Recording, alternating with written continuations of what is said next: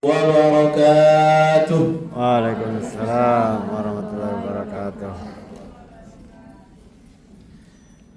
The Excellency and the Honorable for all parents of Primary 6 and Secondary 3 of Kuba Islamic School, the Honorable Bapak Dr. Haji Miswanur MPD as the head of Yayasan Asasi Indonesia, and the Honorable Ibu Haji Asmida MPD as the founder of Yayasan Asasi Indonesia, the respectable of the all member of school board and secretariatan of Gema Nurani and Kuba Islamic School, the Honorable the headmistress of Kuba Islamic School, Teacher Dwi Sutanti MPD and his management, and the Honorable all headmaster and headmistress of Kuba Islamic School and Gema Nurani Islamic School, and the Honorable the head of committee of Kuba Islamic School, Ibu Yanti and the team, and my dear students, class of 2025, primary 6 and secondary 3, whom I love. May Allah grant us and showering us with His blessing in our life. Amin, amin, ya Rabbal Alamin. I would like to speak in Bahasa, if to make easy for me. Alhamdulillah, summa alhamdulillah. Utama dan paling utama rasa syukur kepada Allah Subhanahu wa Ta'ala yang pada kesempatan pagi yang berbahagia ini kita dapat bermuajahah di acara yang spesial untuk ananda kita semua, the graduates of primary 6 and secondary 3. Mudah-mudahan sekecil apapun nikmat yang kita terima pada kesempatan kali ini, kita senantiasa panjatkan syukur sekecil-kecilnya dengan mengucapkan hamdalah, alhamdulillah. Salawat dan salam mudah-mudahan tetap tercurah limpahkan kepada Nabi besar Muhammad sallallahu alaihi wasallam, keluarga beliau, sahabat beliau, dan kita pengikutnya insyaallah istiqomah menjalankan warisan yang beliau tinggalkan berupa Al-Qur'an dan As-Sunnah. Ayah bunda yang mati Allah Subhanahu wa Ta'ala, sedikit kita flashback. Di awal sambutan ini saya mengizinkan saya untuk mengingatkan kepada kita semua as a parent, bahwasannya kita dulu melalui sebuah proses pendidikan yang sangat berbeda dengan anak-anak yang kita lalui sekarang. Sebuah asar sahabat dari Ali bin Abi Thalib, bahwasannya beliau berkata, didiklah anakmu sesuai zamannya, karena mereka hidup di zamannya bukan di zamanmu. Ini sebuah asar sahabat yang penting sangat kita kaji bersama. Kalau boleh flashback dulu, ini ada ayahanda di sini, pelakunya gitu ya. Dulu ada sebuah adat ayah bunda di Minangkabau, bahwasannya anak-anak laki-laki usia 5 dan 6 itu harus tidur di surau. Kalau enggak, itu nanti diejek sama teman-teman sebayanya. Ya, jadi itu pola pendidikan pada saat itu. Mungkin kita juga mengalaminya dulu. Bagaimana kita sangat struggle, sangat challenging ketika menempuh pendidikan kita dulu. Nah, ini penting ayah bunda untuk kita ceritakan kepada anak-anak kita. Bagaimana kita berusaha dulu, susah payah mengejar apa yang kita cita-citakan dulu. Ya, dulu di Minang seperti itu budayanya di zaman itu. Lalu apakah pola pendidikan di zaman itu cocok untuk kita terapkan di zaman ini? Sangat cocok. Nice. Maka sangat-sangat berubah. Dulu tahun 50-60-an itu model pendidikannya seperti itu. Puluhan tahun setelahnya, sekarang kita masuk ke dalam dunia Internet of Things. Next. Mungkin dulu Pak, Bu, saya termasuk mengalami. Dulu mencari sekolah IT itu sangat-sangat terbatas. Akhirnya ditemukanlah bahwasannya ada sekolah bagus di Tambun sana, daerah Cibitung. Akhirnya apa, Bu? Pak, saya sudah terbiasa dulu kelas 4 atau kelas 5 itu naik angkot sendiri dari Bekasi ke Juang Jaya menuju Tambun. Perjalanan yang luar biasa cuma pada saat itu usia 4 sampai 5 tahun. Lalu apakah itu bisa kita alami sekarang? Kira-kira gimana Pak? Melepas anak usia 5-6 tahun naik angkot sendiri menuju ke sekolahnya. Dulu nggak ada Grab Gokar ya Pak? Nggak ada, waktu itu masih 9 Gokar. Nggak ada Gokar, Grab pada saat itu.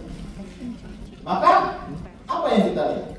Dan sekarang realitanya adalah ketika kita saat ini mampu melepas anak-anak kita sendirian berselancar di dunia maya tanpa kita yakin.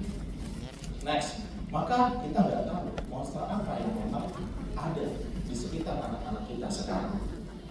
Kita nggak tahu, Pak. Sedangkan yang terjadi next kondisinya keluarga kita banyak yang seperti ini. Banyak yang ingin bahkan orang tua dimaklumi. Saya sudah capek seharian bekerja dari pagi sampai sore pulang kantor. Maka pahami, nak, bapak capek. Pahami bapak. Apa yang terjadi, Pak? Kalau situasinya seperti ini. Next, maka kondisi yang kita harapkan adalah anak-anak butuh ya konektivitas, komunikasi. Ini yang kita butuhkan pada saat ini. Ya.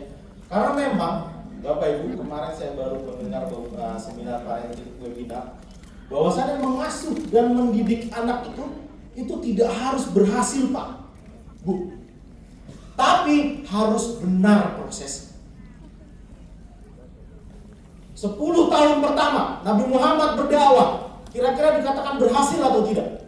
Sedikit yang masuk Islam. Bahkan terusir dari rumahnya. Kalau kita lihat pakai kacamata duniawi, berhasil tidak, Bu? Tidak berhasil. Tapi beliau menjalani proses yang benar. Maka yang harus kita kejar ayah bunda sekalian adalah bagaimana prosesnya itu sudah benar atau belum. Rujukannya kemana? Rujukannya adalah ke Al-Quran dan ke As-Sunnah. Itu rujukan kita. Maka ketika kita menjalankan pengasuhan, mendidik anak ini, Pak, memang berat di zaman sekarang. Jauh luar biasa mudah mungkin dulu kita rasakan. Tapi mendidik dan mengasuh anak, Pak, di dunia ini, sekarang zaman ini sangat-sangat berat. Maka kita harus berpegang pada kebenaran yang mutlak, yaitu Quran dan Sunnah.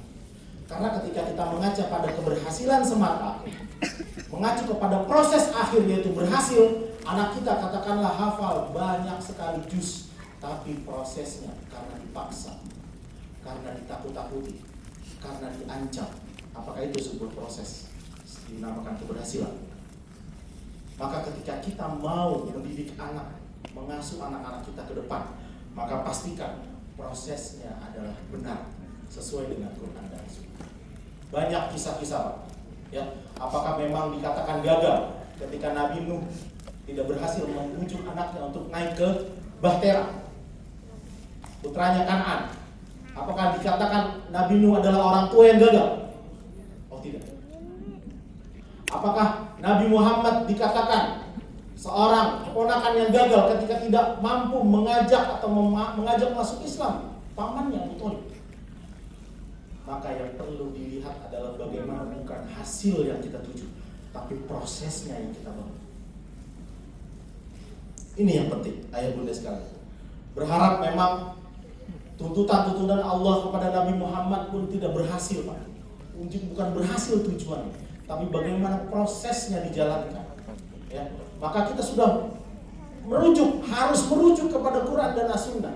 Bagaimana dalam satu surat, contohnya dalam surat Abasa, ketika itu Rasulullah dihadapkan kepada sahabat Ibnu Ummi Maktum, seorang buta, sahabat buta, menanyakan kepada beliau untuk memberikan nasihat.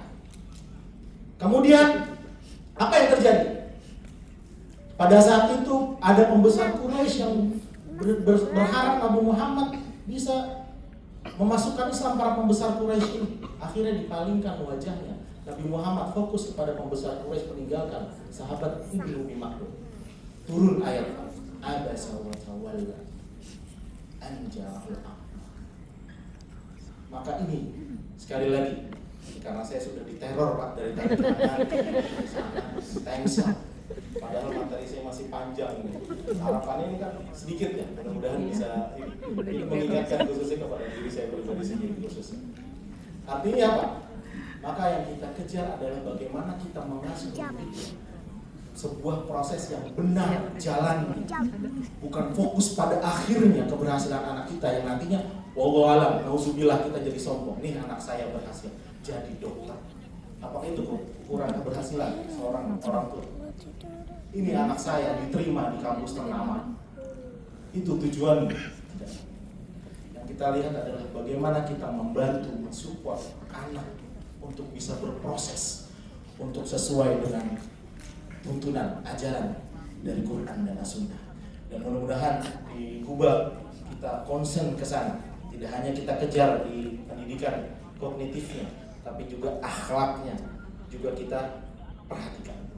Dan kepada Ananda semua, terakhir izin panitia, walaupun sudah time isya, izin terakhir Ananda pesan kepada Ananda semua, ittaqullaha haitsu ma kunta. Ini pesan Bapak. Bertakwalah kalian dimanapun kalian berada. Terus jalankan pembiasaan baik yang sudah kalian tahu dan jalankan di sekolah. Duhanya, tilawahnya, tahajudnya, puasanya. Karena memang di zaman sekarang Ananda sekalian, ini sudah diingatkan sama Rasulullah melalui hadis dari Tirmizi. Ya'ti 'alan nasi zamanun sabirun fihi 'ala dinihi kal qabidu 'ala jamr. Artinya akan datang kepada manusia suatu zaman, orang yang berpegang teguh pada agamanya itu seperti orang yang menggenggam bara api. Terjadi Pak, Bu, pada saat ini kita yang memegang agama kita dianggap aneh, dicap segala macam, dicap yang tidak, bahkan yang cenderung tendensius negatif. Camkan ini, ketika kita menjalankan agama kita diibaratkan seperti memegang bara api. Bisa kita lepaskan agama kita? Tidak. Maka terus kita pegang, seperti apapun, sesakit apapun, kita pegang agama kita.